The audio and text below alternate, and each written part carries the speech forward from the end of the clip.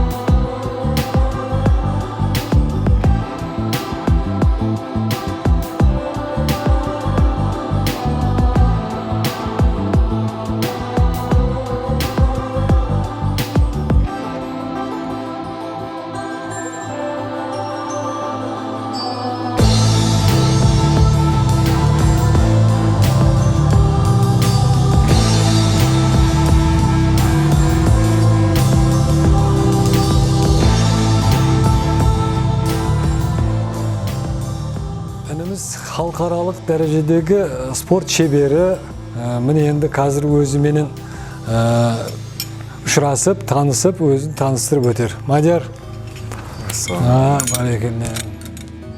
Ассалаумағалейкум ағайындар.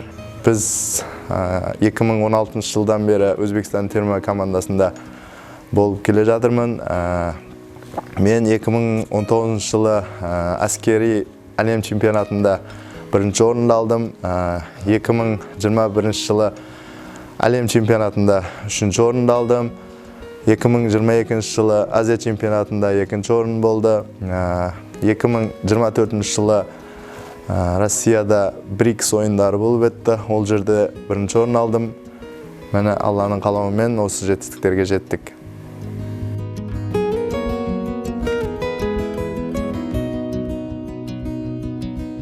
İlyasов Daniyar, Madiyar'ın әкесімін. Ұлым жас кезінен спортқа жақын болды. Шыршықтағы спорт мектебін бітіріп, қазіргі таңда бірнеше дүркін Өзбекстан чемпионы, тағы да әлем чемпионатының жүлдегері атанды. Мадияр Сейдірахымов Данияр ұлы 1997 жылы 19 август күні дүниеге келген. Қазіргі таңда бокстан халықаралық дәрежедегі спорт шебері. Бостандық ауданы Жаңауылдағы номер 28 мектепке 2004 жылы бірінші сыныпқа барды. 2010 жылы Шыршық Олимпиада Захира колледжіне барды. 2016-2020 жылдары Шыршық физкультура университетін бітірді. Сол университеттің магистратурасыны 2020-2022 жылы оқып бітірген. 2013, 2015, 2018, 2020 жылдары бокстан Өзбекстан чемпионы атанған. 2018 жылы Парижде халықаралық турнирде екінші орынды алған. 2019 жылы Қытайда өткен әскерилер арасындағы әлем чемпионатында бірінші орынды алған.